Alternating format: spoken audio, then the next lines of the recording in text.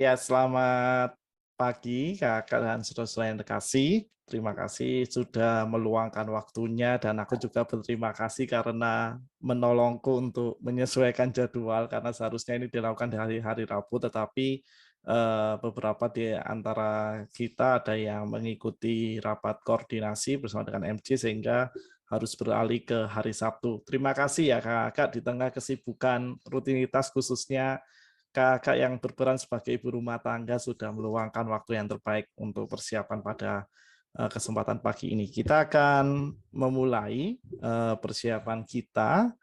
Izinkan aku untuk share screen dulu, kakak. Bentar ya, aku siapin bentar.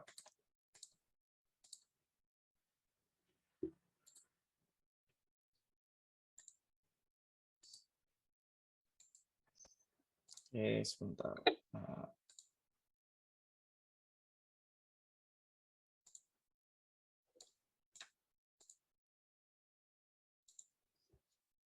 Ya, tema kita pada kesempatan pagi ini adalah aku senang berdoa. Kita akan memulai terlebih dahulu dengan mendengarkan sebuah lagu, sekaligus juga kita belajar dari YouTube kakak lagunya. Ini diusulkan oleh Kak Yohana, sekaligus juga sebagai lagu tema. Aku sudah mendengarkan lagu ini sederhana tetapi sangat dalam pesan yang disampaikan untuk kita semua, mengapa kita diajak untuk senantiasa senang berdoa. Kita akan dengarkan lagu ini.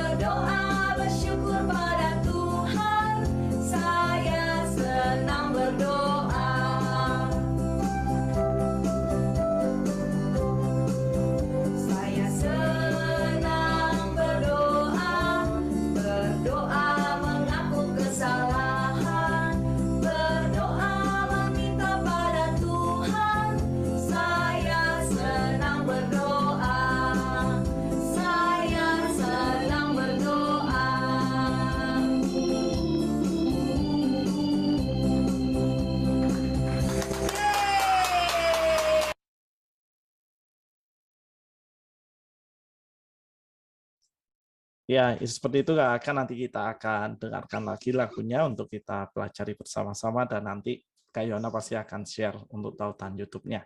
Kita akan berdoa terlebih dahulu. Aku minta tolong Kak Erna ya untuk membuka dalam doa.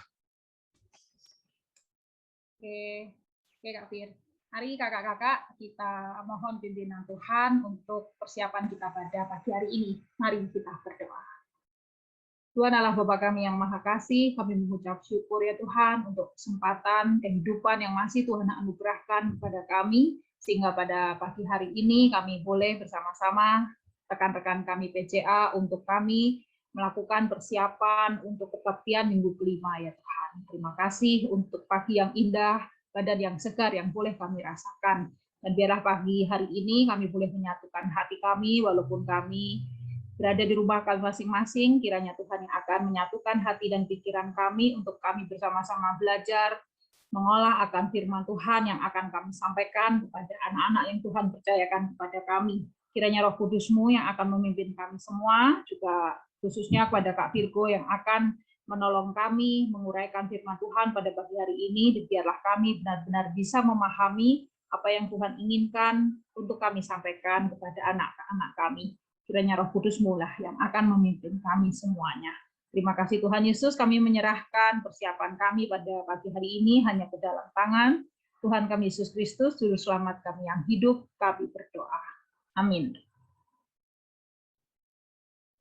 Oke, terima kasih KR yang sudah menolong kita semua untuk memimpin doa pembuka. Kakak, aku akan share screen lagi. Kita akan memulai persiapan kita pada pagi hari ini dengan sebuah pertanyaan. Kakak akan kasih karena tema kita itu adalah ini ya, tema yang apa ya, dapat dikatakan tema yang klasik sebenarnya. Kalau dalam istilah dunia teologi seringkali dipakai itu. Mengapa tema yang klasik tetapi tema ini penting untuk dibawakan karena hal ini menyangkut tentang praktek kehidupan beriman kita dalam kehidupan sehari-hari, khususnya terkait tentang pertumbuhan iman anak-anak kita. Karena bagaimanapun doa itu menjadi bagian yang tidak terpisahkan dalam kehidupan kita sehari-hari, karena doa itu menjadi salah satu cara kita berkomunikasi kepada Tuhan, dan di dalam kehidupan sehari-hari pasti kita senantiasa menekankan hal itu kepada adik-adik atau teman-teman yang kita dampingi dalam pertumbuhan iman mereka. Dan pagi hari ini kita akan memulai dengan sebuah pertanyaan yang akan menolong kita untuk semakin mendalami tema kita pada kesempatan pagi ini. Aku share screen lagi ya, Kak. Nah, pertanyaannya ini aku mencoba untuk merumuskan ulang dari tema kita pada minggu kelima. Mengapa kita senang berdoa? Kak akan kasih. Kita akan berbagi di sini terlebih dahulu. Mengapa kita senang untuk berdoa? Silakan, Kakak boleh ambil waktu mungkin 1 menit saja ya, nggak usah terlalu lama untuk merenungkan apa jawabannya, mengapa kok kita senang berdoa dalam kehidupan kita sehari-hari. Silakan Kakak, mau mulai dari siapa? Ya, kalau saya ya Kak Novi, silakan. Berdoa itu kan kalau dulu sih pelajaran kan bercakap-cakap dengan Tuhan. Di situ kita bisa menumpahkan segala pergumulan kita. Kita mengucap syukur, kita mohon ampun, kita apalagi kalau pas ada banyak pergumulan ya. Jadi kita bisa mencurahkan di situ dan setelah itu ada kelegaan. Dan misalkan selain itu ya mau berdoa buat makan gitu ya. Ya kan mengucap syukur di situ dalam nama Yesus, makanan ini menjadi yang mungkin ada racunnya hilang gitu, seperti itulah dalam nama Yesus. Kemudian ketika kita mau pergi, kita berdoa, kita akan merasa aman, nyaman gitu. Sudah berdoa, Tuhan melindungi saya. Ketika tidur pun demikian. Mungkin banyak hal-hal yang tidak terlihat di sana ya. Saya meyakini itu ya. Mungkin banyak orang jahat, roh-roh jahat. Dari situ kita merasa terlindungi. Ya setiap saat, setiap waktu ketika kita berdoa itu merasa nyaman, merasa aman, merasa terlindungi. Itu. Karena itu kita senang berdoa. Oke. Thank you Kak Novi. Silakan kakak yang lain.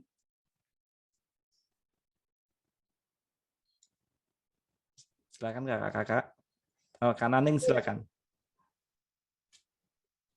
Aku Kak. Ya silakan Kak Naning.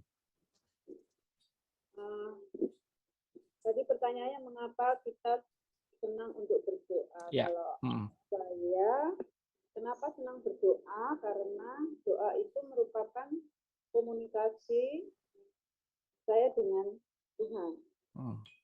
Karena komunikasi yang bagaimana? Komunikasi yang segala macam apa yang saya rasakan, ya kayak Pak Novi tadi, pergumulan, ucapan syukur, itu itu bisa kita komunikasikan dengan Tuhan, walaupun kita tidak melihat mana toh Tuhan itu, di mana toh, tapi kita bisa merasakan bahwa apa yang kita pergumulkan itu bisa kita komunikasikan dengan baik dengan Tuhan, dan itu saya rasakan sekali bahwa komunikasi saya dengan Tuhan itu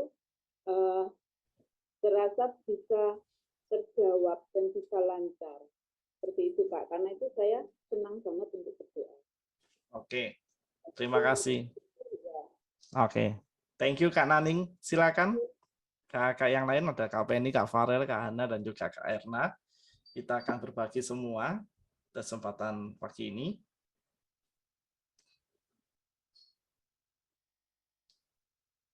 Silakan Kakak, atau kita mengambil saat hening pada pagi ini. Silakan Kakak. Kak Penny atau Kak Hana atau Kak Farel atau Kak Erna, siapa yang mau melanjutkan?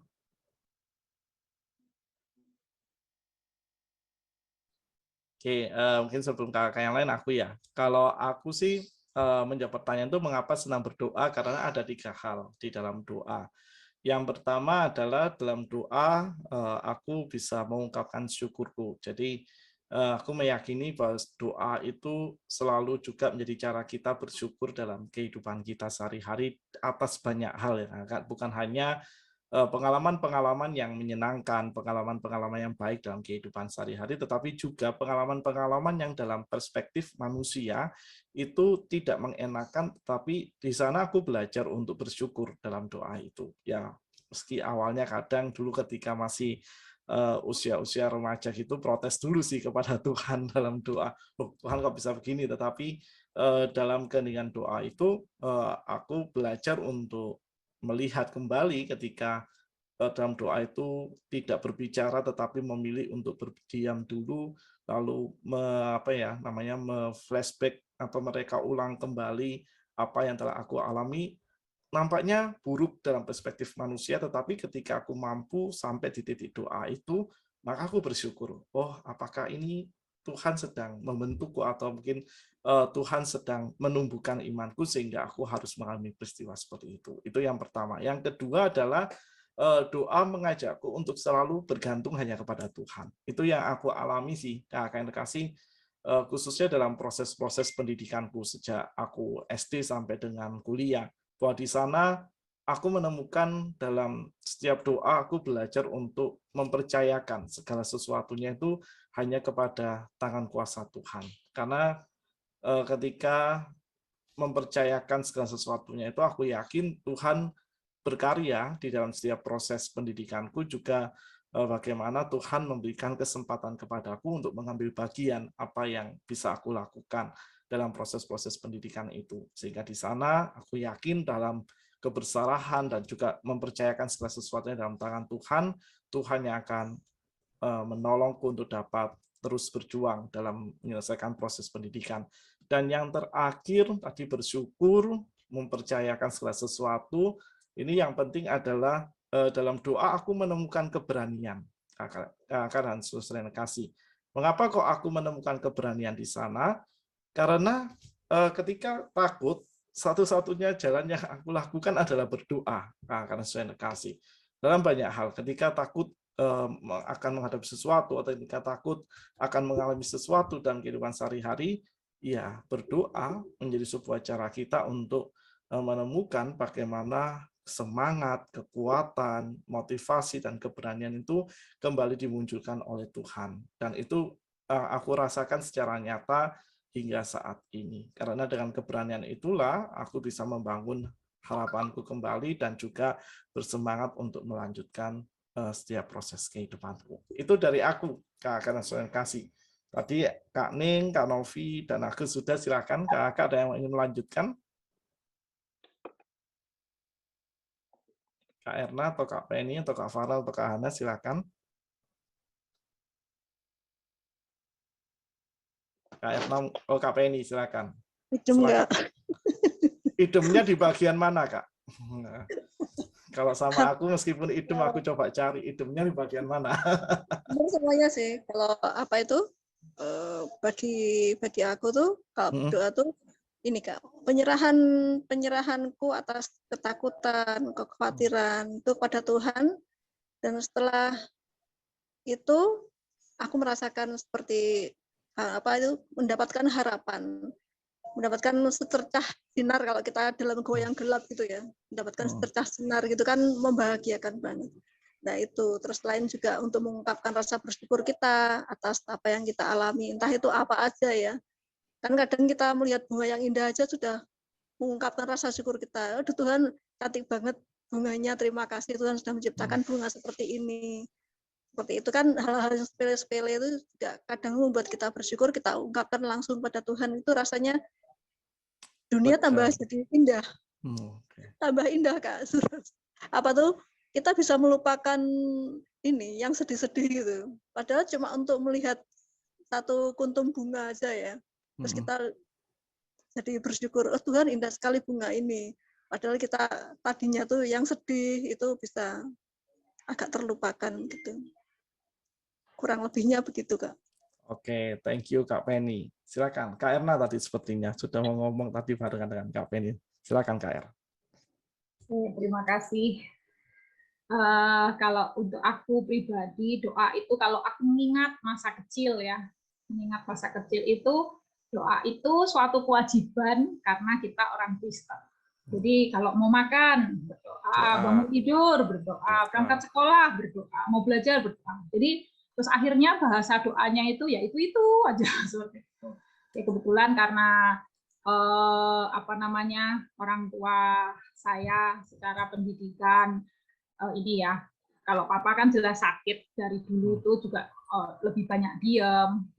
Ibu kalau ibu itu memang secara pendidikan juga kurang dan pemahaman agama Kristen itu ya sekedar ke gereja begitu aja. Jadi tidak pernah jujur saya mendapatkan pendidikan dari orang tua, tapi ya dari kakak-kakak sekolah minggu seperti itu. Jadi tapi lambat laun kehidupan dan saya melihat kakak saya sih yang lebih ini juga papa saya itu selalu lah kalau tiap malam itu saya sampai heran ngapain aja begitu, selalu berdoa yang sangat lama sekali. Saya juga nggak tahu apa yang dibicarakan, tapi itulah yang membuat orang Kristen itu harus berdoa. Tapi setelah bertambahnya usia, semakin paham, semakin kita belajar dan mengalami hal-hal pribadi, itulah yang akhirnya saya bisa merasakan bahwa di dalam doa itu banyak sekali, sangat besar kuasanya, itu betul. Memang pernah saya lihat dari video yang pernah diputar di kelas Emmaus atau apa ya, saya ingat itu dua anak yang bercakap-cakap, temannya ini menasihati ke salah satu temannya yang putus asa, dia ngajarin untuk berdoalah kamu itu kalau ada masalah. Temannya membalas, memang dengan berdoa masalah kamu selesai.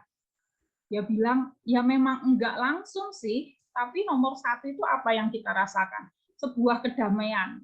Itu betul juga sih, saya terus mikir, iya ya, nggak tahu kenapa segundah gulananya kita di saat kita berdoa, itu tiba-tiba tuh hati itu bisa menjadi tenang, walaupun jelas-jelas masalah belum selesai. Tapi ada sebuah ketenangan, lah itu saya semakin menikmati, ya inilah kuasa doa, kita ngomong sama Tuhan itu akhirnya Tuhan yang bekerja. Nggak tahu nanti tiba-tiba banyak sekali cara yang dipakai Tuhan, dan puji Tuhan saya pun saat ini kalau Tuhan izinkan saya boleh mendampingi tumbuh kembang anak-anak saya itu, ya saya selalu mengajarkan kepada mereka, ayo ngobrol sama Tuhan dengan segala pergumulanmu, nanti Tuhan yang akan menolong. Dan itu puji Tuhan dari mereka masih kecil itu seringkali ayo didoakan, nanti kalau terwujud seperti itu, nah kan jawaban di doamu dijawabkan seperti itu. Jadi kadang memang dengan kita komunikasi kepada Tuhan itu akhirnya memang kadang tidak sesuai dengan kenyataan. Ini contoh kecil ya, pagi tadi jadwal aku hari ini itu mau ke Santa Clara untuk ngantar Pak Daud yang akan ini cek lab treadmill untuk jantungnya. Pagi kami berdoa, sudah siap hati nih mau cek. Tiba-tiba di saat tengah kami berdoa tuh HP itu bunyi. Kita belum tahu apa, tapi tidak kita hiraukan. Setelah kita mohon penyertaan Tuhan untuk kegiatan hari ini, buka WA-nya, Pak Dot ngomong, loh treadmillnya batal, diganti hari Senin, gitu tuh ada rasa, lah gimana sih sudah dijadwalkan hari ini, ternyata hari Senin. Akhirnya karena diganti, ya udah kita ganti kegiatan pagi ini dengan olahraga. Terus di saat olahraga saya ini mikir, ini jam berapa?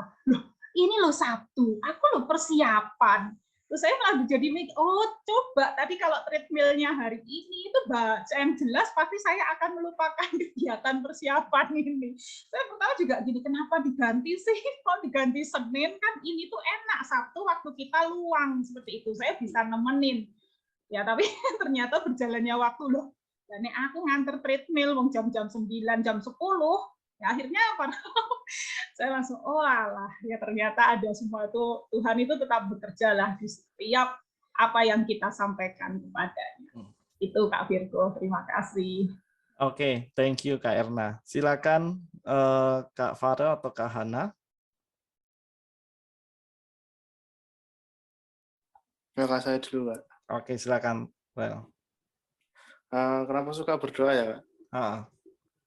Ya menurutku apa ya, kita tuh berdoa kan ngobrol dengan Tuhan ya, berbicara dengan Tuhan. Ya kayak setelah saya tahu kalau doa itu bisa berbicara dengan Tuhan, bisa ngobrol dengan Tuhan yang diajarkan gitu kan sama kakak-kakak sekolah minggu dulu. Saya jadinya Tuhan itu sebenarnya teman curhat saya yang selanjutnya gitu. Saya bisa curhat sama Tuhan. Hari ini Tuhan, hari ini aku ada ini, aku merasa begini. Tuhan tuh bisa membantu atau enggak? Nah, Tuhan bisa menemani gitu. Nah, makin lama kan apa ya? Jadinya masalah-masalah yang menumpuk dalam diri saya itu akhirnya bisa tercurahkan dengan berdoa gitu. Ya, menurutku itu Kak Fir. Kenapa aku suka berdoa. Oke, thank you Farel. Silakan Kak Yohana. Oke, kenapa aku suka berdoa? Keinget waktu masa kecil sih, ya seperti Kak Farel tadi diingatkan bahwa kita waktu guru sekolah minggu ya Kak, zamannya dulu ya. Kalau ada masalah, kalau ceritakanlah semuanya kepada Tuhan. Aku keingetan waktu SD itu, aku menerima kenyataan pahit untuk kehilangan seorang papa waktu itu. Dan aku cuma seharian di sana nangis. Dan yang pasti mama sibuk kerja dan di rumah sendirian. Padahal kalau dulu kalau ada papa pasti aku tanya, "Pah, aku boleh gini? Pah, aku boleh gitu?" Pasti. "Pah, aku boleh keluar." Sedangkan semenjak nggak ada papa, nggak ada yang aku ajak omong gitu. Terus tiba-tiba, oh ya Mas, maaf. Tiba-tiba aku teringat waktu itu aku sendirian di kamar dan aku kok bisa doa gini, aku juga nggak tahu. Tuhan, papaku memang nggak ada, tapi sekarang engkaulah papaku. Jadi aku segala sesuatu minta izin Tuhan dan segala sesuatu aku serahkan pada Tuhan, segala permasalahanku, segala yang aku rasakan, mau keputusan apa yang aku ambil ya aku minta izin Tuhan. Jadi menjak SD itu dan segala sesuatu yang aku pergumulkan sampai sekarang pun aku selalu ungkapkan ke Tuhan, Tuhan gimana ini ada masalah kayak gini, Tuhan gimana nih gini-gini. Jadi ya seperti ungkapan kakak-kakak yang lain, kita sama-sama bersyukur, di doa kita bisa ucapan syukur, di doa kita juga bisa meminta pertimbangan Tuhan, mana sih yang terbaik buat kita. Itu sih Kak. Oke. Thank you, Kak Yo. Iya, terima kasih Kak semua yang sudah menolong kita semua untuk berbagi pengalamannya. Mengapa hal ini penting untuk kita ungkapkan, alasan kita mengapa kita senang berdoa, karena jawaban atas pertanyaan ini nanti akan semakin memperdalam apa yang akan kita sampaikan kepada adik-adik dan teman-teman kita. Karena kalau kita memperhatikan keakraban kasih dari aku tadi mencoba memprediksi jawaban-jawaban yang diungkapkan dalam sharing ini dan mencoba menuliskan sebuah kesimpulan. Semoga kesimpulan ini nanti, ini kesimpulan awal ya Kak, memang bisa merangkum, kalau tidak merangkum maafkan aku karena keterbatasanku. Aku melihat bahwa sebagai anak Tuhan itu berdoa menjadi satu bagian yang sangat penting sekali dalam kehidupan keseharian kita. Tadi menurutku aku melihat muncul semua dari sharing-sharing yang kakak ungkapkan dengan setiap pengalaman dan juga perjalanan kehidupan kakak hingga detik ini. Karena sebagai anak Tuhan, ketika kita berdoa itu, maka ungkapan yang seringkali kita dengarkan yaitu doa adalah nafas kehidupan itu muncul di dalam bagian ini.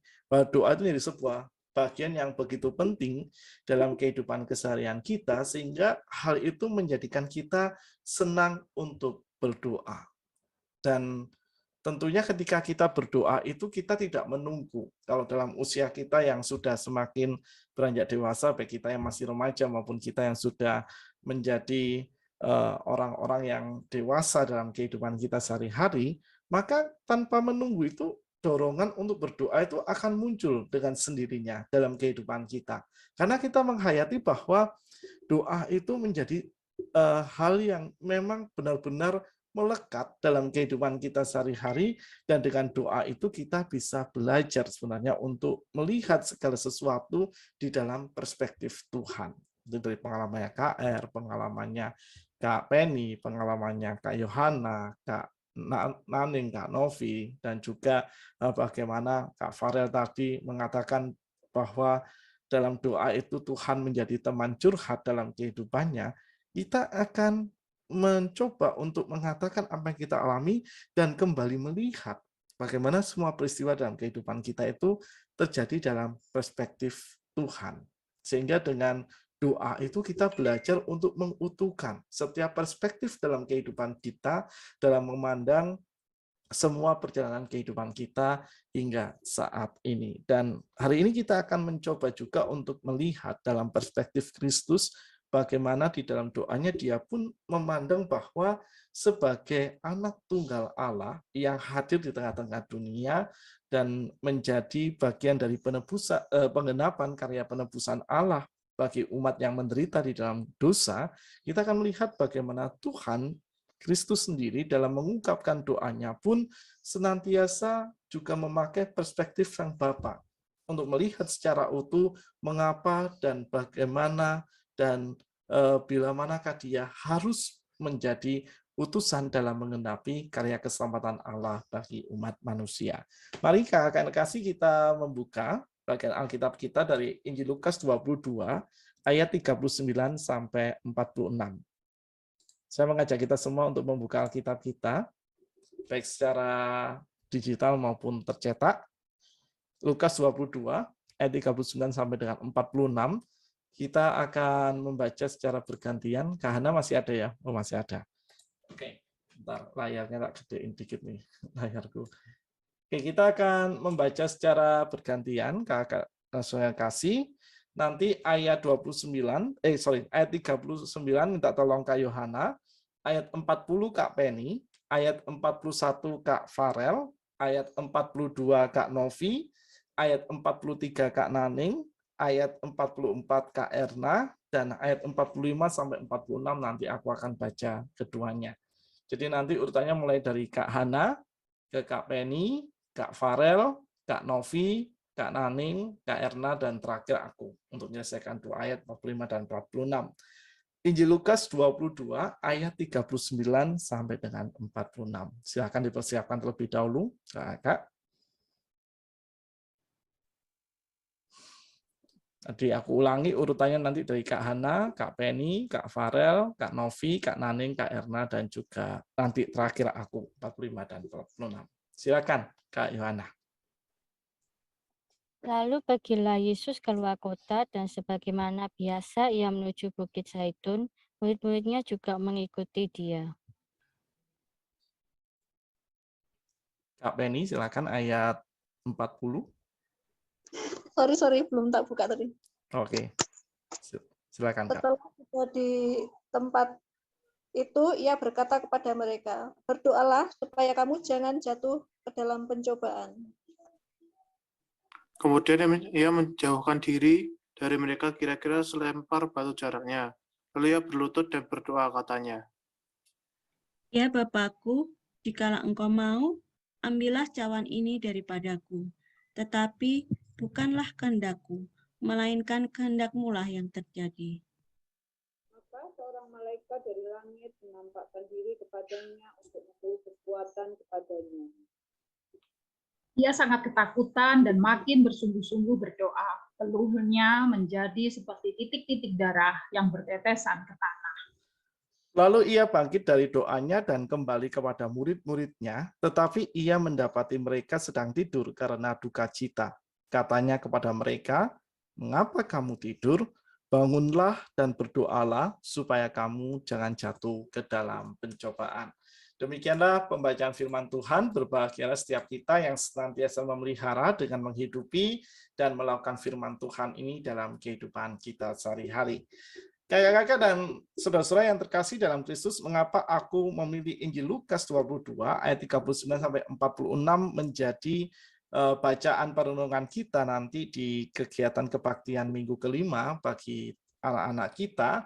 Ada beberapa hal yang aku temukan, kakak dan saudara yang terkasih, dari Injil Lukas 22 ayat 39 sampai 46 ini, bahwa peristiwa doa Getsemani ini menekankan ada 4 hal yang dilakukan oleh Tuhan Yesus dari dalam perkataan sekaligus juga gestur kehidupan doa yang diteladankan oleh Kristus di dalam ayat 39 sampai dengan 46 dari Injil Lukas 22 ini, yaitu yang pertama ada kata berdoalah.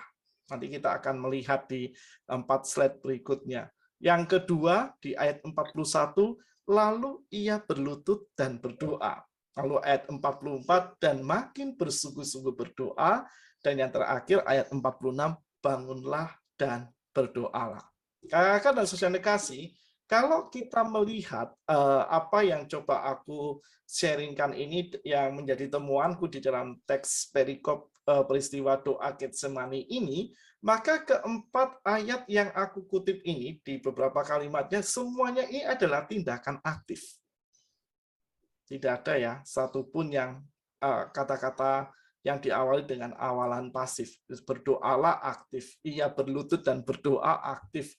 Makin bersungguh-sungguh berdoa juga kalimat aktif, dan bangunlah dan berdoalah pun juga menjadi sebuah kata-kata aktif. Artinya adalah kalau kita merenungkan di dalam kehidupan kita sehari-hari, bahwa di dalam doa itu ada sebuah situasi aktif yang kita jalani, sekaligus juga Tuhan itu aktif sebenarnya di dalam menjawab setiap kehidupan doa yang kita ungkapkan di dalam Tuhan. Kalau kita mengajar kepada anak-anak itu kan kita selalu menekankan kan, kalau dalam penerapan di setiap cerita yang kita sampaikan kepada anak-anak kita atau adik-adik kita selalu menyelipkan salah satunya kerap kali kakak sudah kasih, yaitu adalah ayo rajin berdoa. Nah itu kan kalimat aktif sebenarnya. Bukan yang sekedar kalimat berita, tetapi kalimat aktif untuk mengajak anak-anak maupun adik-adik kita supaya mereka bersedia untuk melatih kehidupan doa mereka sejak mereka dini. Dan kita selalu berusaha untuk support mereka. Kalau dalam kebaktian secara ragawi sebelum masa pandemi, kita selalu memberikan kesempatan kepada mereka, ada yang berani, ada yang setengah berani, setengah takut, bahkan ada yang takut tidak bisa berdoa. Tapi kita selalu mengajak mereka, menyemangati, nggak apa-apa, ditulis dulu. Atau kita sudah membuat jadwal dari minggu 1 sampai dengan minggu keempat atau sampai minggu kelima, siapa yang nanti berdoa di awal, berdoa sebelum pelayanan firman, berdoa persembahan, dan berdoa penutup. Kalau di kelas besar, aku ingat ketika mengajar di kelas besar maupun juga kelas Emmaus atau kelas pra-remaja, doa syafaat sudah mulai dibagi. Siapa yang berdoa untuk sekolah, berdoa untuk orang tua, dan sebagainya. Dan sekali lagi kita selalu menyemangati mereka, nggak apa-apa, ditulis dulu. Tentu kita sedang melatih, sedang mengajak anak-anak atau adik-adik kita untuk mereka belajar menekuni kehidupan doa mereka, sekaligus juga melatih diri mereka untuk selalu menjaga relasi dan kedekatan atau keakraban komunikasi mereka dengan Tuhan di dalam kehidupan mereka sehari-hari. Dan apa yang kita lakukan untuk anak-anak atau adik-adik kita, kakak-kakak saudara terkasih, itu secara tidak langsung karena aku juga mengalami dalam kehidupan ketika masih ada di usia kanak-kanak, bagaimana yang diajarkan oleh kakak PJ aku dulu maupun yang kakak ajarkan itu terus memotivasi. Jadi kalau tadi pinjam istilahnya Kak Erna tadi waktu masih kanak-kanak itu menjadi sebuah kewajiban. Memang aku pernah juga mengalami situasi seperti itu. Tetapi lambat laun kok asik ya berdoa sama Tuhan. Apalagi misalnya ketika mengalami suatu peristiwa, banyak doa-doa yang dikabulkan.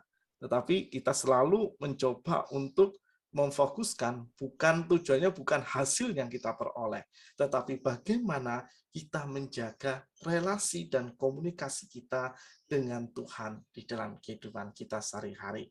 Sama, kakak dan saudara kasih. Kalau kita memperhatikan apa yang dilakukan oleh Tuhan Yesus, beberapa minggu yang lalu, aku lupa di khotbah minggu keberapa, sekitar antara September dan Oktober, aku juga mengajak kakak-kakak semua, mengajak kita semua dalam kebaktian umum untuk melihat bahwa Kristus pun selalu memulai kehidupan pelayanannya maupun kehidupannya sehari-hari bersama dengan para murid di dalam doa. Karena sekali lagi, doa itu ada sebuah usaha yang kita latih, kita perjuangkan, juga kita lakukan secara tekun dalam kehidupan kita sehari-hari sebagai kebutuhan kita. Untuk kita membangun relasi dan komunikasi yang akrab dengan Tuhan di dalam kehidupan kita sehari-hari. Sehingga melalui teks ini, kakak dan saudara kasih, kita juga akan melihat apa sebenarnya yang sedang diajarkan oleh Tuhan Yesus kepada para murid dan bagaimana para murid diajak oleh Kristus untuk membangun kehidupan doa mereka dengan konsisten dan setia dalam kehidupan mereka sehari-hari.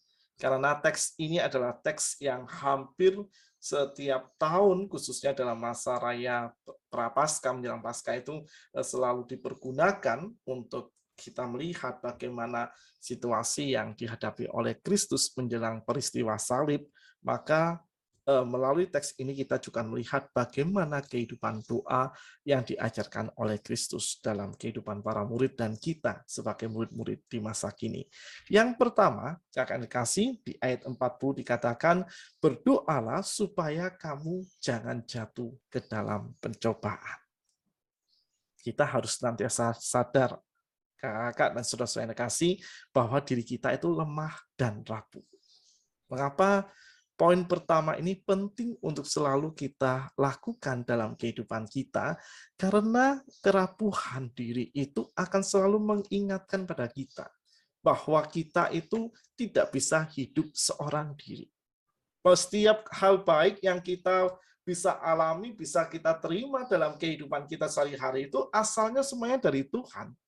Bukan karena kekuatan kita. Meski kalau dalam hitung-hitungan di kertas, aku loh Tuhan yang melakukan semuanya. Aku jadi bisa berprestasi lah, aku belajar. Aku bisa meraih karir tinggi dalam pekerjaan atau mungkin usahaku sukses. Aku loh Tuhan juga latihan bagaimana caranya masak, latihan bagaimana caranya memasarkan produk, latihan bagaimana aku harus tekun dalam mengerjakan atau melatih skill-skill yang dibutuhkan di dalam perusahaan. Namun di balik semuanya itu, kakak dan saudara kasih, itu bisa kita alami karena adanya kekuatan dan juga adanya kebaikan yang dianugerahkan oleh Tuhan di dalam kehidupan kita. Bahwa ketika kita bisa pandai, misalnya dalam konteks usaha ya, kakak dan saudara kasih, ketika kita bisa pandai dalam memasarkan produk kita misalnya, bukankah itu kekuatan atau kecerdasan itu atau kepandaian itu datang dari anugerah Tuhan? Atau ketika kita bisa menguasai ilmu-ilmu yang diajarkan di sekolah. Dari pelajaran yang ada kita bisa mungkin sangat expert dalam 3 atau 4 mata pelajaran di sekolah. Bukankah semua itu juga karena anugerah yang diberikan oleh Tuhan dalam kehidupan kita? Bahwa ketika kita bisa rajin, ketika kita bisa belajar dengan baik, ketika kita bisa berlatih dengan semaksimal mungkin dalam kehidupan kita, itu kembali lagi terjadi oleh karena kekuatan dan kasih Tuhan. Sehingga kesadaran diri bahwa diri kita itu rapuh dan lemah, itu penting kita ungkapkan di hadapan Tuhan. Karena dengan kesadaran seperti ini, Kakak dan saudara kasih, berarti kita itu selalu butuh Tuhan di dalam seluruh kesempatan yang kita miliki. Dan di dalam kerapuhan maupun kelemahan itulah doa menjadi kebutuhan dan sarana kita untuk akrab berelasi dengan Sang Sumber kekuatan hidup, yaitu Allah sendiri. Tadi dalam sharing dari semua cerita yang diungkapkan oleh kita semua, hal ini muncul, Kakak sudah kasih. Bagaimana kita menjadikan doa jadi sebuah sarana supaya kita itu bisa akrab berelasi dengan Allah, Sang Sumber kekuatan di dalam kehidupan kita. Dan yang ketiga, ini juga menjadi salah satu poin penting dalam kehidupan kita, bahwa doa pun menjadi dalam tanda kutip alarm atau peringatan dini agar kita tak mudah jatuh di dalam pencobaan.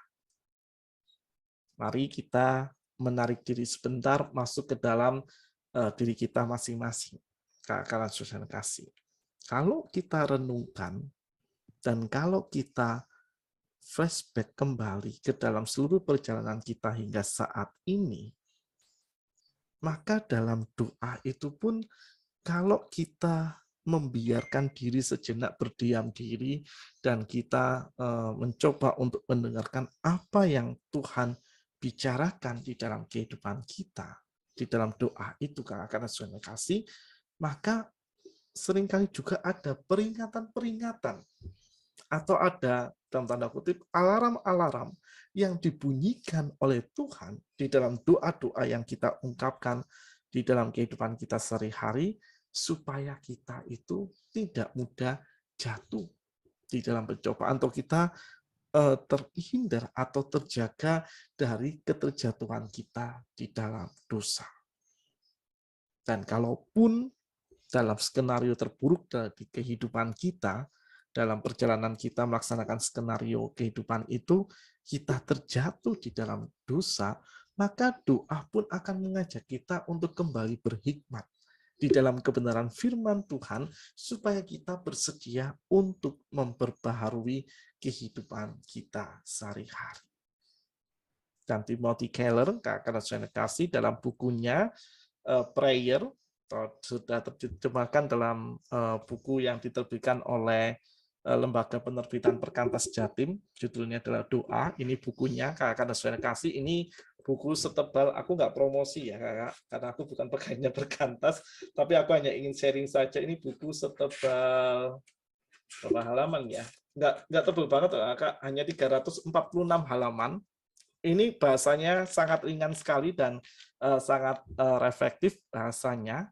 Timothy Keller dalam salah satu bagian dalam tulisan di bukunya itu mengatakan bahwa ketika kita menyadari akan kerapuhan dan kelemahan kita, doa itu juga menolong kita untuk memiliki kehidupan iman yang sejati. Kehidupan iman sejati yang harus senantiasa memiliki gairah dan kehangatan kasih serta persekutuan, karena persekutuan dengan Allah yang terjadi di dalam doa adalah puncak dari kehidupan beriman kita. Jadi dengan sederhananya apa yang diungkapkan oleh Timothy Keller ini hendak mengajak kita semua untuk sadar bahwa ketika kita ingin bertumbuh dalam iman kita, ketika kita ingin memiliki kehidupan iman yang sejati di tengah segala kelemahan dan kerapuhan yang menjadi bagian tak terpisahkan di kehidupan kita selama di dunia yang fana ini, maka lewat doa ini kita akan selalu memiliki kehangatan kasih persekutuan bersama dengan Allah, dan juga kita selalu memiliki semangat di dalam kehidupan kita untuk selalu membangun keakraban sekaligus juga memperbarui seluruh proses kehidupan kita. Dan di dalam titik itulah juga kita akan terus belajar untuk tidak lagi terjatuh di dalam dosa yang sama. Kita belajar juga untuk mawas diri di dalam doa-doa yang kita ungkapkan. Nanti lebih jauh ada di slide-slide berikutnya tentang mawas dan berjaga diri. Karena yang terpenting adalah yang pertama dalam kehidupan doa itu bagaimana kita menghidupkan kehangatan kasih persekutuan kita bersama dengan Allah di dalam kehidupan beriman kita. Itu yang pertama. Yang kedua, kamu geser ini. Nah, yang kedua, KKN kasih di ayat 41, kemudian ia menjauhkan diri dari mereka kira-kira selempar batu jaraknya. Perhatikan di kalimat yang juga aku kutip tadi di beberapa slide sebelumnya. Ia berlutut dan berdoa. Ini gestur KKN kasih. Ini gestur dalam berdoa. Di dalam tradisi urdu-urdu di gereja Katolik, di beberapa urdu KKN kasih, dan aku pernah menjalani retreat di, aku lupa di biara mana ya, yang ada di daerah Temanggung, Jawa Tengah. Di dalam doa itu para romo atau para fraternya itu berdoanya itu selalu dengan berlutut. Dan ketika kami sharing dengan salah satu romo pembina di situ, maka sang romo itu berkata, itu penting loh, dalam bagian-bagian tertentu dalam kehidupan kita, atau justru dalam kehidupan sehari-hari, ketika kita berdoa dengan berlutut, itu menyuratkan sebuah makna.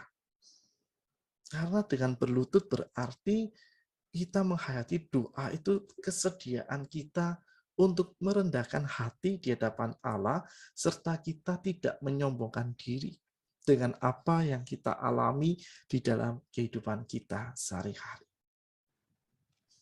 Ya, karena kita harus sadar, kita itu mudah tergoda untuk menjadi sombong dalam kehidupan kita.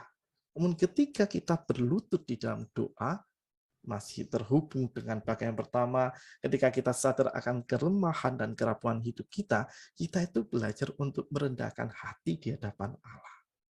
Bahwa kita itu sebenarnya masih terus bergantung kepada kasih Allah yang selalu kita butuhkan di sepanjang hidup yang kita jalani. Itulah mengapa Kristus sebagai wujud Allah yang adalah manusia di tengah-tengah para murid dalam pelayanan maupun juga kehidupan sehari-hari selalu memulai kegiatan pelayanan dan kehidupan dengan berdoa, karena Kristus hendak mengajarkan pada para murid untuk terus bergantung kepada Sang Bapa. Sebagaimana juga dia terus nantiasa bergantung kepada kekuatan Bapa ketika ia melakukan setiap karya kasih, karya mukjizat, dan juga karya kebaikan bagi orang-orang yang ada di sekelilingnya.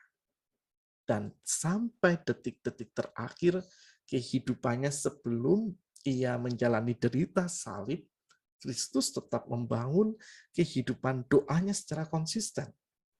Khusus ketika ia berdoa di Taman Getsemani itu sebagai wujud ketaatan kepada kehendak Allah yang terbaik yang Allah hadirkan bagi sejarah kehidupan umat manusia melalui jalan penderitaan salib yang dijalani oleh Kristus, maupun kita dalam sejarah kehidupan kita, bagaimana kita bersedia untuk merendahkan hati. Sebentar Kakak. Saya minta tolong kakakku hostnya nanti bantu ya. Sampai mana tadi? Oh ini. Oh, ketaatan. Bahwa dalam setiap kita melihat kehadiran kehendak Allah yang terbaik dalam kehidupan kita, yang Allah hadirkan di sepanjang langkah sejarah kehidupan kita, maka kita belajar untuk mentaatinya. Sekali lagi, aku coba memakai izin KL, memakai contoh sharing yang tadi disampaikan oleh Kak Erna, bagaimana tadi Kak Erna melihat bahwa Sabtu itu enak loh, slow gitu ya, kegiatan tidak sibuk banget. Kalau untuk tadi bantu ke rumah, check up ke rumah sakit, itu waktu yang enak, tidak terlalu ramai juga biasanya kalau hari Sabtu rumah sakit itu, tetapi tiba-tiba itu berubah. Ketika berdoa, ternyata hari Senin check up-nya. Jadi ada sebuah kehendak Allah terbaik yang Allah hadirkan di dalam kehidupan kita. Dan kalau kita bersedia taat, maka hal itu akan menjadi sebuah hal yang luar biasa dalam kehidupan kita, dan kita akan melihat bagaimana Tuhan itu menjawab setiap kebutuhan yang kita perlukan dalam kehidupan kita, meski kadangkala jawaban Allah yang menghadirkan sesuai dengan kebutuhan yang kita perlukan itu berlawanan dengan keinginan kita, tapi justru di sanalah kehendak Allah yang terbaik itu terjadi dan berkarya di dalam kehidupan kita. Sama seperti yang Kristus alami.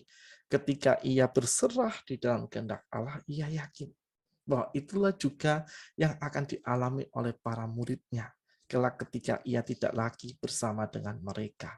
Bahwa kehendak Allah yang terbaik itu selalu muncul di sepanjang kehidupan mereka, dan mereka diajak dan dipersiapkan oleh Kristus untuk selalu terbuka dan bersedia taat. Dan salah satu caranya adalah ketika para murid bersedia membangun kehidupan doa mereka dengan sungguh-sungguh.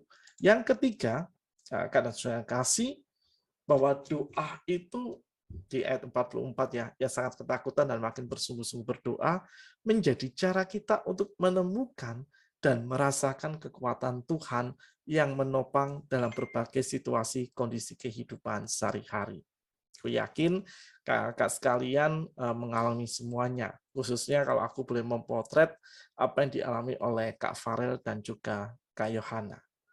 Bahwa termasuk Kak Penny tadi, doa itu menjadi tempat di mana kita bisa melihat dan merasakan secara langsung kekuatan Tuhan yang membuat kita berani dalam menghadapi ketakutan, kekhawatiran, kekecewaan, kesedihan, kemarahan, keterlukaan, bahkan saat kita ada di titik paling bawah kehidupan kita, doa itu menjadi sebuah kekuatan yang sungguh besar yang menolong kita bersedia dan berani untuk menghadapinya.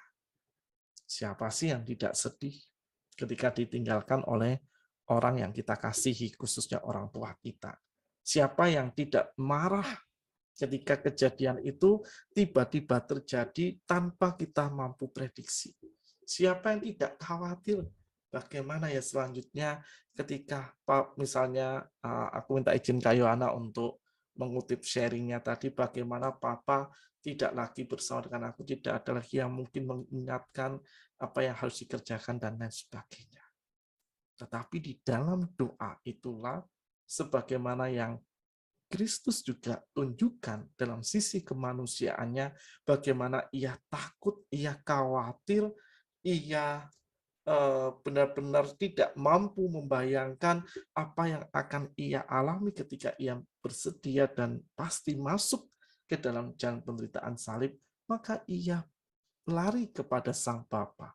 Karena di sana Kristus tahu dengan ia berkomunikasi dan ketika ia memohon kekuatan dari Sang Bapa, maka kekuatan itu hadir di dalam kehidupannya.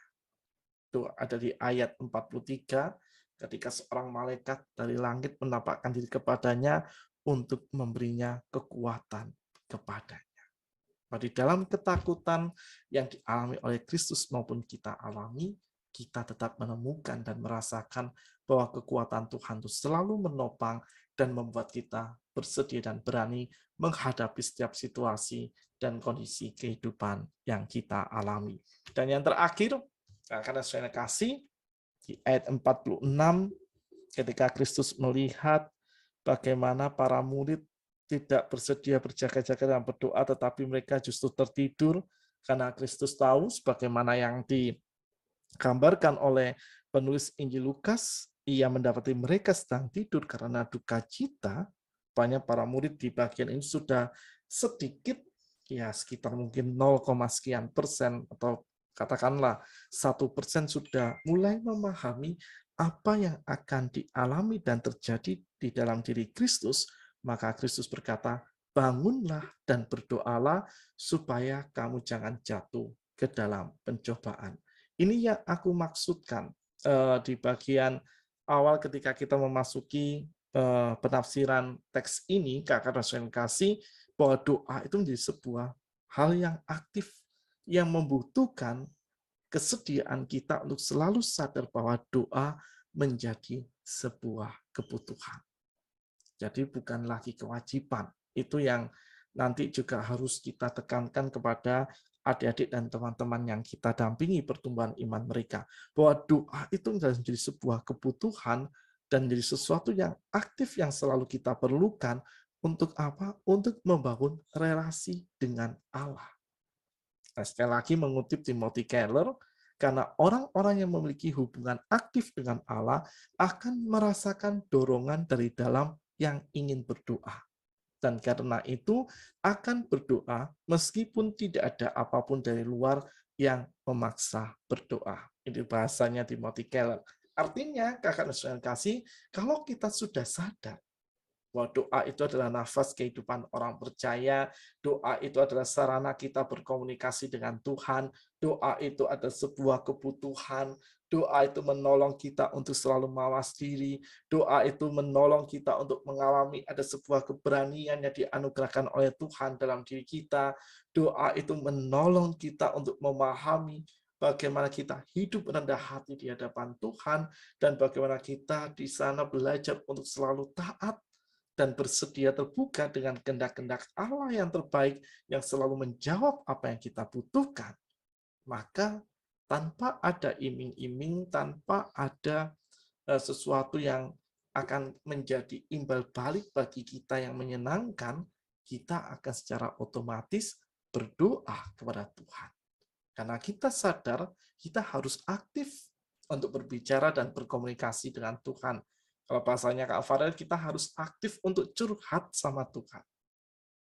Apapun curhatannya, baik curhatan tentang syukur, curhatan tentang keluhan dalam kehidupan kita, curhatan bagaimana kita percaya bahwa Tuhan itu bisa melakukan segalanya dalam kehidupan kita, curhatkan, mempercayakan diri kita di dalam cinta kasih Tuhan, maka kita akan melakukannya karena bagi orang-orang yang aktif membangun hubungan dengan Allah akan selalu memiliki dorongan dari dalam diri untuk ingin berdoa, untuk butuh berdoa dalam hidupnya sehari-hari. Karena itulah yang pasti kita rasakan dalam kehidupan kita. Dan sejak dini kita harus menanamkan pemahaman semacam ini kepada anak-anak kita maupun adik-adik sekolah minggu kita. Karena ketika sejak dini mereka selalu aktif membangun kehidupan doanya dan menyadari bahwa doa itu bukanlah sebuah kewajiban, yang selalu mendorong dan membantu anak-anak maupun adik-adik kita untuk mereka selalu setia membangun di dalam kehidupan doanya. Sehingga kesimpulannya, kakak dan terkasih, doa itu begitu agung. Sampai-sampai kemanapun kita membalik setiap lembar Alkitab kita, atau mungkin kita scroll Alkitab digital kita, doa ada di sana. Sejak Kejadian sampai kitab Wahyu, pasti kita menemukan kata doa di dalamnya. Mengapa? Karena di mana Allah berada, doa itu ada. Di mana kita berbicara kepada Tuhan dalam doa, di situ Allah sedang mendengarkan. Di mana ketika kita bersedih dan membawa kesedihan kita di dalam doa, di sanalah Allah hadir merengkuh kita dengan kasih-Nya dan memberikan kita kekuatan untuk bersedia berproses dalam kesedihan kita. Karena Allah ada di segala tempat dan Allah itu agung. Maka doa pun harus menjadi bagian penting yang melekat erat dengan dan di dalam kebutuhan kehidupan kita. Dan yang kedua, doa itu adalah ekspresi atas kekaguman akan cinta kasih yang Tuhan nyatakan dalam kehidupan kita, kedekatan relasi atau keintiman hubungan kita dengan Tuhan, dan juga pergulatan akan setiap pergumulan-pergumulan yang kita alami.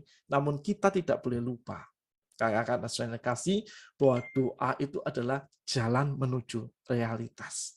Tidak ada yang lebih penting, lebih sukar, lebih kaya, atau lebih mengubahkan hidup. Sama sekali tak ada apapun yang seagung dengan doa. Dan ketika kita berdoa, seperti yang juga tadi dinyatakan oleh Kristus kepada para murid, dan juga apa yang ditunjukkan oleh Kristus, bagaimana di dalam doa itu, ia berani, kembali berani untuk menjalani apa yang menjadi maksud dan kehendak Allah di dalam dirinya. Demikian juga kita. Ketika kita mungkin berhadapan dengan sesuatu yang begitu besar, entah itu ketakutan, kekecewaan, kemarahan, atau bisa jadi tantangan-tantangan dan tentangan dalam kehidupan kita sehari-hari, bangun dan masuk dalam kehidupan doa kita. Karena di sana kita akan kembali memiliki keberanian untuk masuk dan menghadapi serta berproses dalam realitas kehidupan kita itu. Sehingga dengannya, kakak-kakak dan saudara-saudara yang terkasih di dalam Kristus, kita akan senantiasa mampu dan bersedia untuk terus menghidupi kehidupan doa kita dalam hidup kita sehari-hari dan menjadikan doa sebagai sesuatu yang tidak terpisahkan dalam kehidupan kita. Itulah makna doa yang bisa kita bagikan, yang bisa aku bagikan dalam kesempatan hari ini. Dan kembali ke dalam tema kita, aku senang berdoa. Lagu yang tadi diusulkan oleh Kak Yohana yang kita dengar dan coba kita latih. Nanti tolong ya Kak Yo yang dibagikan ke kakak-kakak dalam grup besar. Di situ tersurat kakak pesan yang tadi coba aku breakdown atau coba aku jelaskan secara detail dalam perjumpaan kita pada pagi ini, bahwa ketika kita senang berdoa, karena di sana kita butuh akan Tuhan. Ketika kita senang berdoa, kita sedang membangun relasi yang akrab dengan Tuhan. Ketika kita berdoa, kita bersyukur, kita memohon kekuatan, kita membangun keberanian kita, dan yang terpenting adalah bagaimana kita terbuka dan taat kepada setiap jalan kehidupan yang telah ditetapkan oleh Tuhan di dalam kehidupan kita sehari-hari. Dan semoga melalui sharing reflektif yang bisa aku bagikan pada kesempatan pagi ini bisa menolong kita terlebih dahulu sebagai para pengajar, sebagai kakak-kakak PJA untuk selalu setia bertumbuh dalam kehidupan doa kita. Yakinlah kakak-kakak sudah kasih bahwa setiap doa kita selalu didengarkan oleh Tuhan, dan di dalam doa itulah kita selalu akan menemukan bagaimana Tuhan merengkuh dan menolong kita di dalam cinta kasih-Nya. Itu kakak-kakak dan saudara-saudara yang kasih yang bisa aku bagikan. Nanti untuk PowerPoint-nya nanti aku akan bagikan dalam bentuk PDF. Itu aku serahkan ke siapa nih, Kak Erna atau Kak Yohana? Mungkin jika ada yang ingin menambahkan atau menguatkan sharing kita pada kesempatan pagi ini, silakan. Silakan Kak Yohana sebagai seksi kreatif.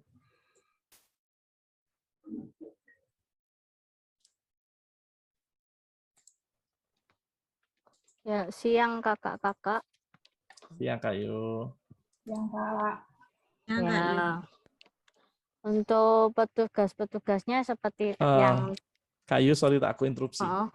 Mungkin sebelum masuk ke hal teknis, ada yang ingin menambahkan atau menguatkan refleksi terlebih dahulu. Silakan, aku beri buka kesempatan dulu.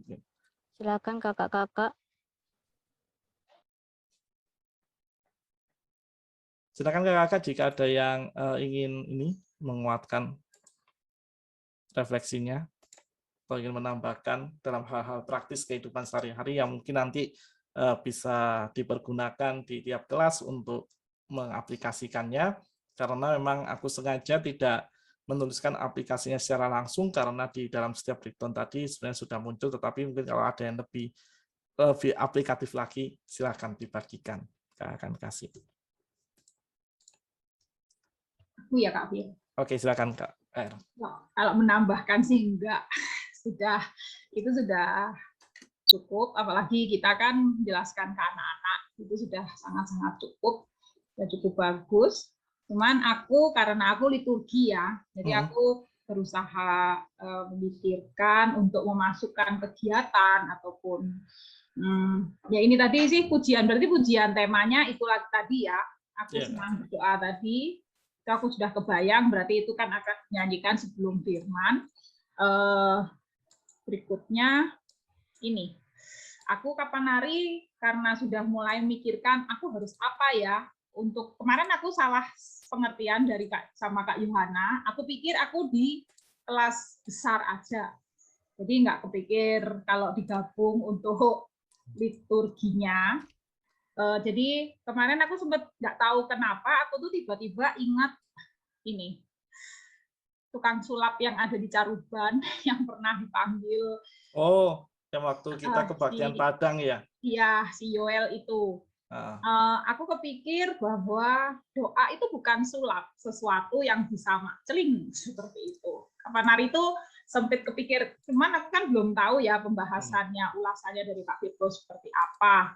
Dan tapi ternyata cukup masuk juga bahwa doa itu juga sesuatu yang aktif, sesuatu yang harus ada semangat dalam hati kita, seperti yang di peristiwa di Getsemani tadi. Jadi ada sesuatu upaya yang harus kita perjuangkan di dalam doa-doa kita. Jadi terus kemarin sempat terpikir si ngajak Yoel itu untuk gabung, cuman terus saya mikir kok kelas besar tok muridnya paling cuma 10 gitu. Saya bayangkan nanti Yoel kecewa gak ya, dia aku minta gabung ternyata sangat sedikit. Tapi ini tadi aku belum ngubungin karena aku juga belum tahu materi dari Kak Firko seperti apa.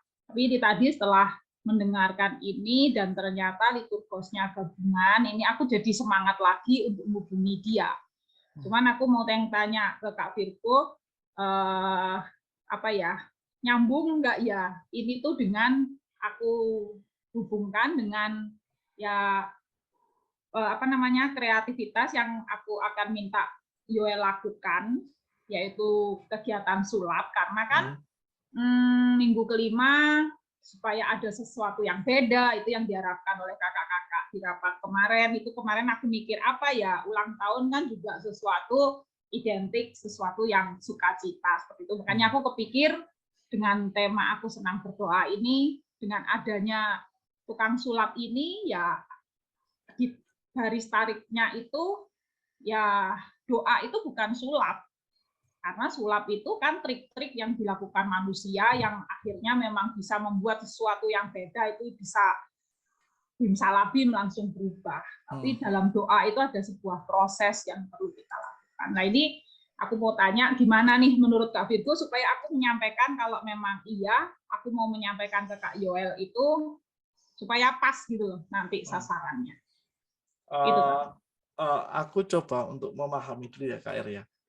Apakah sulap itu menjadi sebuah bagian ilustrasi ataukah nanti juga dia akan masuk sebagai bagian kolaborasi dalam penyampaian firman Tuhan? Karena metode ini sangat menarik sebenarnya dipakai itu ya untuk dalam sebuah kebaktian anak. Karena ya memang benar sih yang tadi diungkapkan oleh KR bahwa doa itu bukan sulap. Karena kita sudah mengalami itu semua. Jadi ketika kita ngomong pada Tuhan tiba-tiba setelah kita amin langsung celing muncul kan enggak, karena kita harus menjalani tahapan-tahapan yang memang itu diizinkan dan dikehendaki oleh Tuhan terjadi dalam kehidupan kita untuk kita semakin dewasa dalam kehidupan kita dan juga kita bisa gini toh ternyata kalau kita sudah melewati itu kan tahapan-tahapan itu kita baru sadar sebenarnya ini yang dimaksud oleh Tuhan, yang dikehendaki oleh Tuhan untuk kita jalani. Sehingga kalau memang itu menjadi bagian dari ilustrasi dan juga menjadi bagian dalam kolaborasinya, itu menarik KR, bisa dipergunakan. Tapi nanti yang cerita siapa ya di kelas besar ini? Kelas besar ada Kak Penny sama Kak Yohana. Ya nanti silakan kakak yang yang bagian cerita tetap menekankan bahwa seperti yang tadi dicoba disebutkan oleh KL bahwa doa itu bukan sebuah sulap, tetapi doa itu adalah kesediaan kita untuk berproses di dalamnya, kesediaan kita untuk terus memahami dan belajar mencari tahu apa yang Tuhan maksudkan lewat setiap tahapan-tahapan maupun juga kehidupan doa itu sendiri dalam kehidupan sehari-hari. Itu mungkin KR yang bisa aku respon untuk diusulkan oleh KR. Ya. Oke, jadi kalau aku sih melibatkan siapa Yoel ini kan cuma menghibur aja sih, karena kebetulan kita minggu kelima kita cari sesuatu yang kreatif, juga hubungannya sama ulang tahun anak-anak, sesuatu yang menyenangkan lah untuk anak-anak untuk penampilan sulap.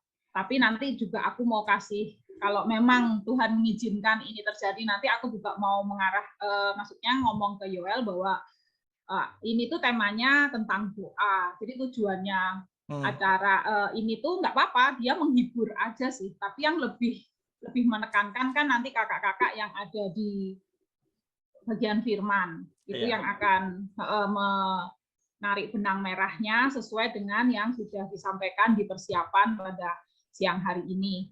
Coba nanti aku cuman ngomong aja sama Yoel, mungkin Yoel sendiri juga latar belakang dia anak pendeta, juga bisa mungkin akan menarik sedikit-sedikit lah dari maksud dan tujuan dari tema minggu kelima ini. Iya, setuju Kak. Oh, mungkin dari kelas kecil juga nanti Kak. Dari kelas kecil sampai kelas besar dimunculkan. Kalau bisa loh, dijadikan satu aja. Jadi nanti waktu firmannya aja dipisah. Jadi misalkan dibikin jam 11 semua atau jam 9 semua. Ya mungkin ya syukur-syukur kalau jam 11 semua ya Yoel bisa. Nah, terutama kan yang banyak itu kan kelas kecil. Dan betul. Di situ tambah senang anak-anak. Terus minggu kelima itu salah satu yang dinantikan anak-anak. Jadi mereka tuh penasaran.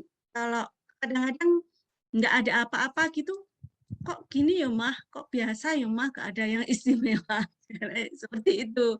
Jadi makanya kemarin kan bagaimana kita guru sekolah minggu bisa menyajikan yang istimewa di minggu kelima ini. Jadi sekalian aja untuk kelas kecil. Kalau jamnya dijadikan satu, resiko yang pisah kelas itu HP-nya yang satu rumah gimana? Menurut saya nggak apa-apa Kak. Kalau mereka kesulitan di kelas mana, bisa bergabung dengan adiknya. Kalau Kak Mauren kemarin ya, dia kan cerita, dia itu kelas kecil nggak boleh, ada yang bilang nggak boleh, terus kelas besar nggak boleh, terus dia itu bingung kan. Nah akhirnya kemarin saya waktu kunjungan itu, ya sudah nggak apa-apa kamu ikut kelas kecil aja, karena dia juga belum lancar gitu. Jadi bisa nanti bisa saran lah orang tuanya. Atau mungkin perlu di list Kak No. Perlu di list dulu anak-anak yang gabung ini kan, misalkan kayak Seno ada kembar, itu kembar kelas kecil, Seno kelas besar. Ya aku yakin seperti Seno seperti itu dia mungkin akan nyaman dengan teman-teman sekelasnya kan. Nah, yang ini ya seperti hal-hal seperti itulah yang juga perlu dipikirkan. Memang ya benar banget sih, mungkin di saat kita mengundang ini orang ini dan melihat jumlahnya yang cukup banyak, mungkin dia akan lebih semangat ketimbang walah kok sawitik men bocah seperti itu ya. Itu aja ya yang perlu kita pikirkan untuk anak-anak yang gadgetnya bareng-bareng ini bagaimana? Ya Kak Virgo. Iya, KR, aku ada alternatif ide. Jadi ada dua alternatif untuk mengatasi ini ya problemnya. Yang pertama adalah nanti nego ke Kak Yoel, apakah bisa 2 jam, 2 sesi, jam 9 dan jam 11. Itu yang pertama. Kalau misalnya tidak bisa dan dengan melihat apa yang menjadi situasi di tengah-tengah anak-anak kita, bisakah atau memungkinkan Kak Yoel untuk merekam terlebih dahulu.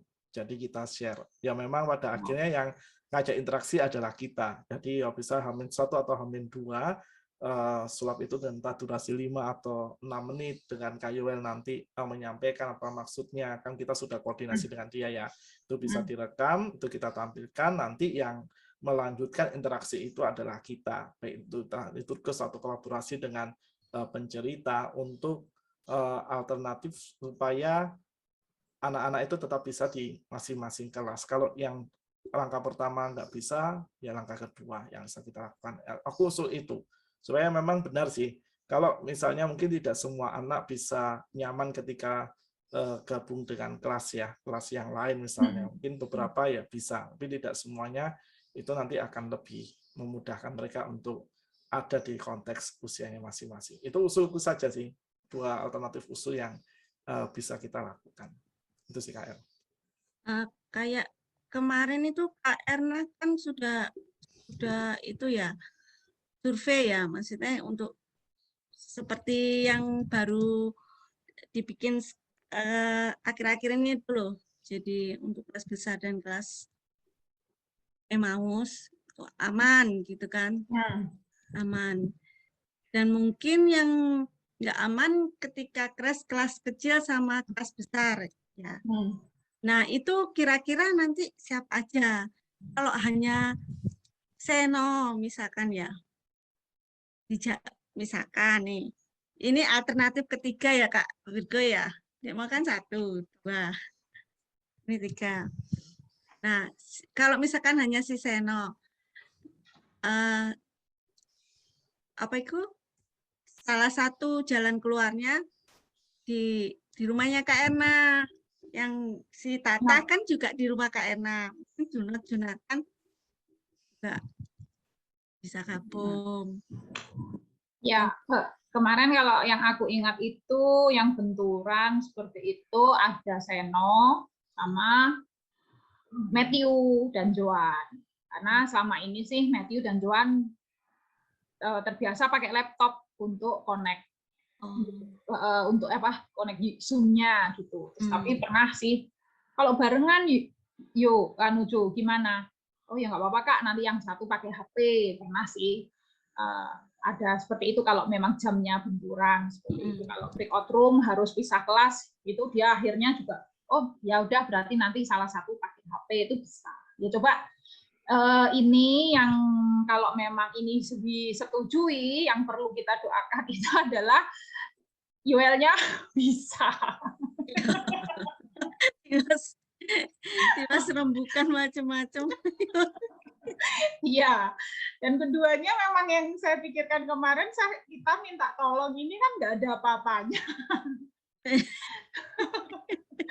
Ya ini kemarin aku sempat mikir apa ya kalau memang nomor 1 poin kita ngajak dia kalau dia mau ya kita ngomong ini memang nggak ada loh dananya cuman kalau memang dia mau dengan sukacita nggak masalah ini pelayanan mungkin kalau seperti itu ya nanti tetaplah kita akan wujudkan sesuatu yang kita alamatkan ke rumahnya seperti itu kepikirannya tuh seperti itu.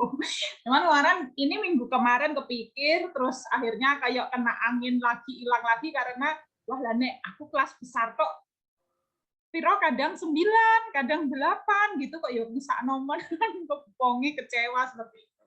Tapi pagi ini semangat lagi karena gabungan saya kok los inilah pikirannya.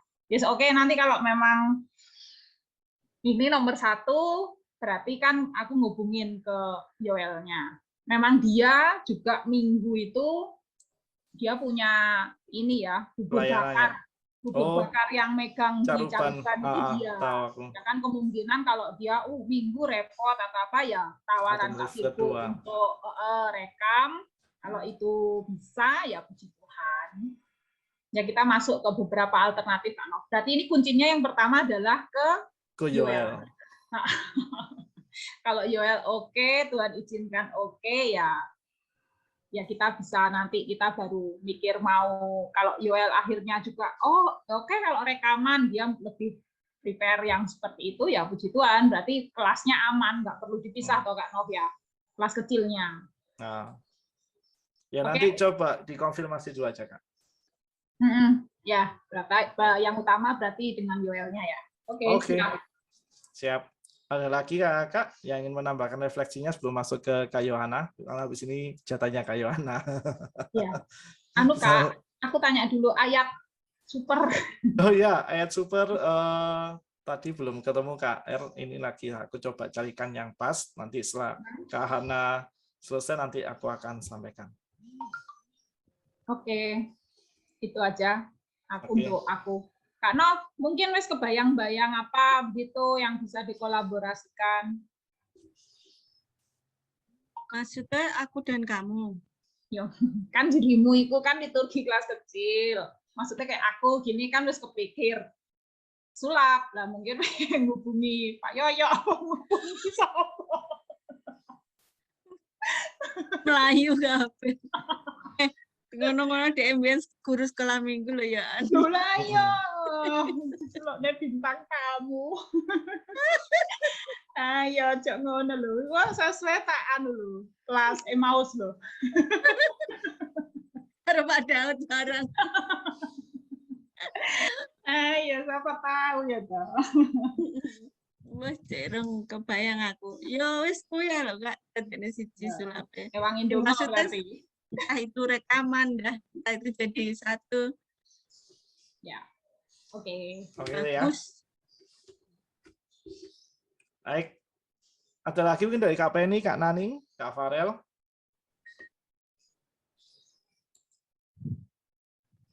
Jika belum ada, silakan Kak Ana untuk teknisnya ya.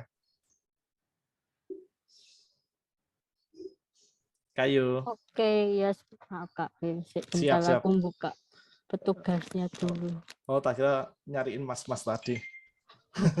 Mas-mas di depan. Silakan Kak ya. Iya, untuk petugasnya yang tadi sudah dikatakan Kak Elna di awal, untuk tugas kelas kecil ada Kak Novi, ada PF-nya Kak Ning, hostnya nanti Caca. Petugas kelas besar tugasnya Kak Elna, nanti pisah kelas. Kelas besar Kak Penny, co-hostnya nanti Kak Farel, nanti dibantu Emmaus saya, dan bantu Kak Evelyn, nanti host besarnya Absalom. Oke. Itu sih ya. Untuk nanti kelasnya, nanti kalau ada perubahan berarti nunggu Kak Yoel ya tadi keputusannya. Iya, kayaknya mungkin nanti nego Kak Yoel. Ya, kalau misalnya tetap jadi kelas 2 kelas, nanti di kelas besar mungkin kita kalau persembahannya dipindah ke awal gitu bisa enggak? Iya, kita selesaikan semua di Iya. awal Kak Yo. Termasuk Berarti perayaan ulang tahun apa ya? Iya, berarti satu liturgi di awal, nanti kita pisah kelasnya waktu firman. Iya, jadi nanti tinggal doa penutup ya di kelas. Kalau di kelas kecil nggak ada kendala, soalnya kan satu room, jadi dari awal sampai ya itu maksudnya. Siap Kak. Ya, ya mungkin ada pertanyaan dari kakak-kakak untuk tugas-tugasnya. Aku Kak Yo. Apa? Untuk data-data semua sudah oke ya Kak Yo ya. Data-data mana? Data-data. Oh, data ulta masih nunggu data fixnya Kak Ning. Oke. Data kecil. Nanti minta tolong dibantu dikoreksi lagi buat kakak-kakak. Nanti kalau ada yang kelewat lagi bisa langsung konfirm. Yo, semangat yo Kak Yo yo. Iya. Benakne terus. Kene baru ngono nemu neh. Kok wes ana iki lepone iki hilang sing iki. Kayu uploadan di spreadsheet aja, terus nanti diberi akses kakak, jadi sehingga bisa update langsung, jadi nggak perlu nunggu Kak Yo nanti diupload di spreadsheet aja lebih enak. Jadi setiap kakak bisa langsung edit, kalau ada nemu langsung bisa edit langsung di spreadsheet-nya itu. Alamat email dong. Alamat email, minta emailnya kakak-kakak berarti ya. Iya, nanti aja ya di grup ya. Tolong di-share di grup. Nah, itu lebih memudahkan kita semua soalnya. Yuhu. Mbak Naning ndiki kok rene suarane. Tadi ngomong apa ya? Kak Naning. Yo, sorry, tak sambil. Siap Kak. Ini tukang. Sambil babah. Nukang apa ngenteni tukang? Ngopeni tukang. Ngopeni. Kak Yo, titip pesen aja kan nanti ujian sudah di awal sampai berarti terakhir itu kan ujian, terus doa pembuka, ayat super biasanya begitu ya. Terus berarti kalau di kelas besar akan masuk setelah ayat super itu akan masuk ke acaranya Yoel. Kak Yoel ini atraksi. Terus nanti ya sedikit disenggol-senggol bahwa kita mau mendengarkan firman Tuhan yang temanya doa, nanti sedikit disentuh. Kalau doa itu bukan sulap, seperti itu bisa sih sedikit. Nanti di situ terus aku ajak nyanyi ini ya, apa namanya? Loh, ya kan? Terus ulang tahun nih kapan?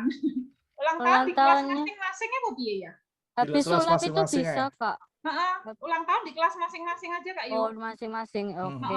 Jadi sekalian pas mau doa syafaat ya.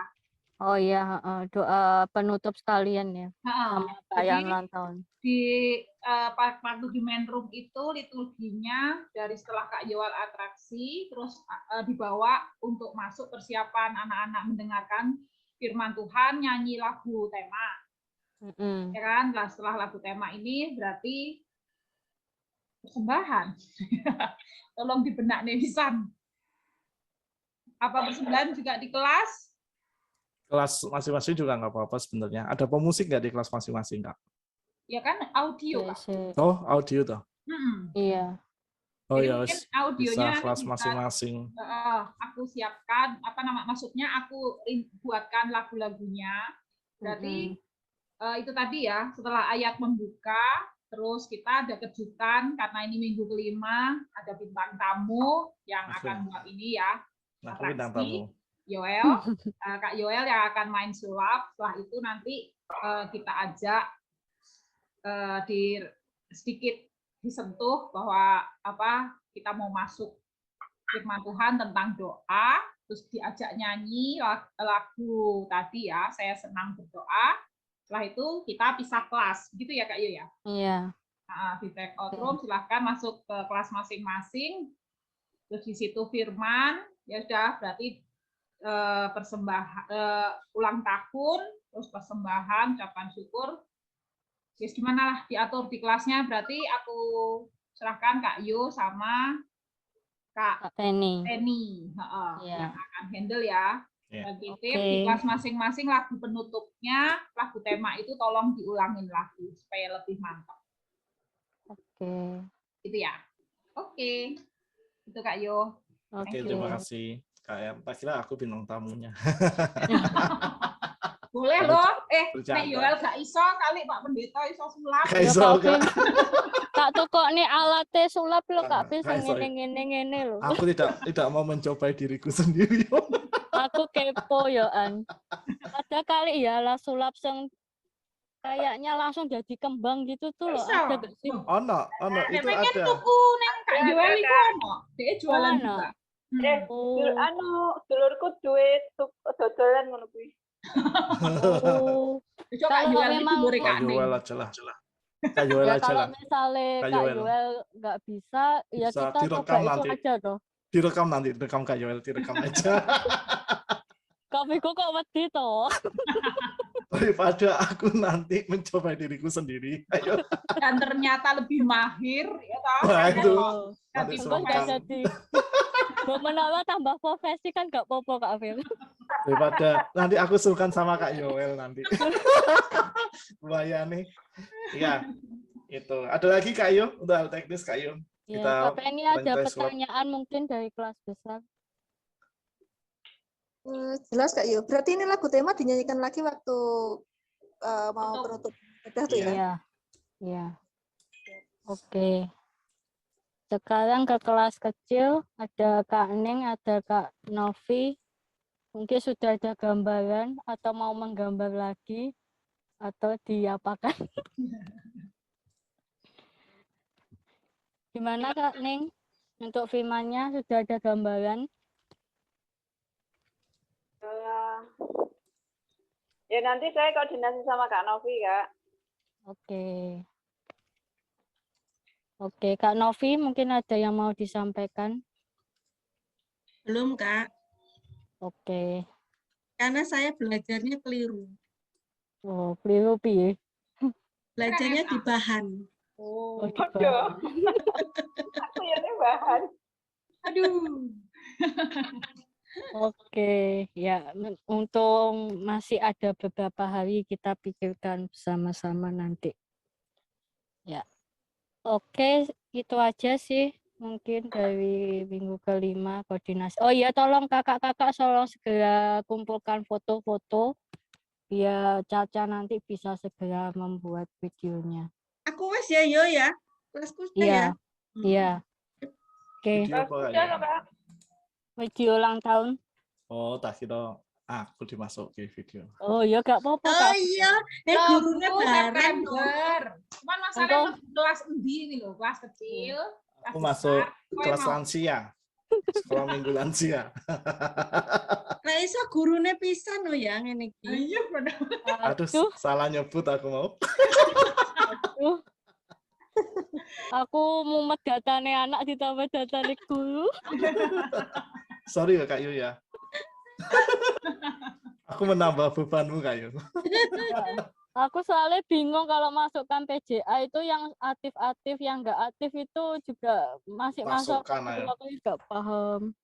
Biar Gurune kenal. engko diulang tahun nih pas persekutuane. Iya, Nanti wes. enggak, tapi baik loh biar hadir nanti di acara minggu kelima. Biasanya kan yang Tetapi- hadir rata-rata petugas dan yang itu yang aktifnya biar hadir semua. Oh, tapi kan bulan besok September katanya Kak Vigo tok, katanya ya percuma gak usah wes. Loh, kan enggak dari September toh. Cuma Ya wis Kayu gak usah Kayu, tapi aku teko. Aku teko di kelas besar aja jam 11 saya. Ini dimulai tahun depan aja lah. Ya. Iya.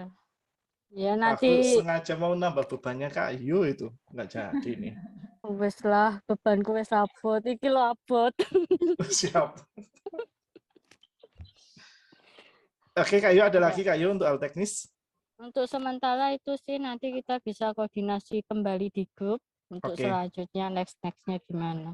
Oke, siap Kak Yu. Nanti ini ya bisa apa namanya dilanjutkan di grup. Oke, menjawab kegelisahannya Kak Erna tadi untuk ayat sumbernya dari Filipi 4 ayat yang ke-6 ya Kak. Filipi 4. Ayat 6. Oke. Oke ya.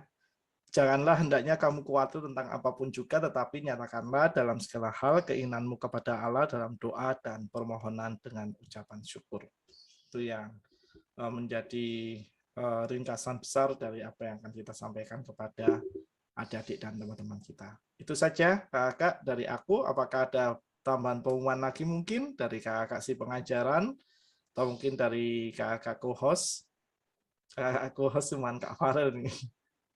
Ini Absalom mendengarkan dari jauh. Oh, Dia host utama kan. oh puji Tuhan. Ya, ini Kak Yo, kita koordinasi besok Jumat. Tetap ya. Oke, kita jadwalkan. Sama undangan untuk semua ya Kak Wi ya. Untuk semua kakak PCA ya undangannya dibuatkan juga. Undangan untuk apa? Kebaktian minggu kelima. Biar hadir semua. Sebetulnya kita tuh kan selalu tuh ngundang untuk semua ya, tapi nggak tahu masih ada rasa sungkan kalau enggak tugas itu masuk itu embuh. Ya. Gak apa-apa. Ini acara bersama kan. Kalau di gedung gereja kita juga bareng-bareng. Toh. Aku tak sih nggak sungkan. Sama Kak Karena aku Beni. Kak Ben, gak khawatir anek koncone. Ano sih mute. Urung. Burung murup Kak. Burung mekan. Urung mekan. minggu Termakan. ini ora nuangal blas ning kabeh kelas. Siapa? Aku yo. Oh, dengaran. Iya Oh. sorry. Cuti. Yo di rumah banyak orang. Aku ngene padahal bikin jadwal itu kita kan nggak pernah mikir yo. Tapi itu ya sama Tuhan itu ditepatkan loh. Di omah wakeh wongi jadi nggak bisa fokus. Betul. Aku setuju itu Kak. Rumah di Ditepatkan. dapur, maaf. Gak apa-apa Kak. Oh, alah, batinku apa lunga, apa niat cuti. Ayo, aku yang ngene kok Dengaran. jenjalai kok gak tugas blas ngono ya. Wis memang dikasih waktu yang cepat. Semakin dimaafkan kalau sebenarnya apa yang dimasak itu dikirim juga sih Kak. Iya, diceritain Kak. soalnya. Oh, diceritani ya. Dikirim cerita nih. Oke, thank you kakak-kakak. Silakan Kak Oke. Vito. Baik, terima kasih kakak dari aku sudah cukup. Selamat mempersiapkan diri ya untuk persiapan secara personal maupun juga koordinasi masing-masing kelas. Kiranya nanti kita mampu menghadirkan yang terbaik. Kita berdoa juga untuk Kak Yoel supaya bisa live Tapi biarlah kehendak Tuhan yang terjadi untuk kita, tapi kita sudah siap alternatif-alternatif yang ada ya, yang akan kita pergunakan. Lek Levi kan iso komunikasi langsung di anak. Iya. Ya, harapan kita itu. Harapannya gitu Kak. Tapi karena ada bubur bakar tadi ya, pas minggu kita bubur bakar. Ya, siapa tahu ya.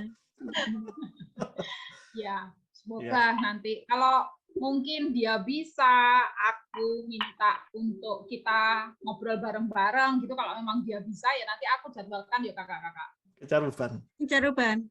Ya enggak lah, online lah. Oh. Aduh. Emang caruban memang benar, memang kita mau caruban. Oh, gak apa-apa, karo bubur bakar. Kita ya wes rindu piknik. Caruban mbek Mas Pati lak padha ae to. Yo, aku biyen pernah nek caruban tapi pas dhek rong buka bubur bakar sih. Tapi kan kuwi memang dhek nek viatikume yo diparani barang lha iki lerene apa-apa. Siapa tahu, wah puji Tuhan, saya bersyukur karena bubur bakar saya diparani. Saya siap untuk itu. Iku viatikume promo bubur bakar kok.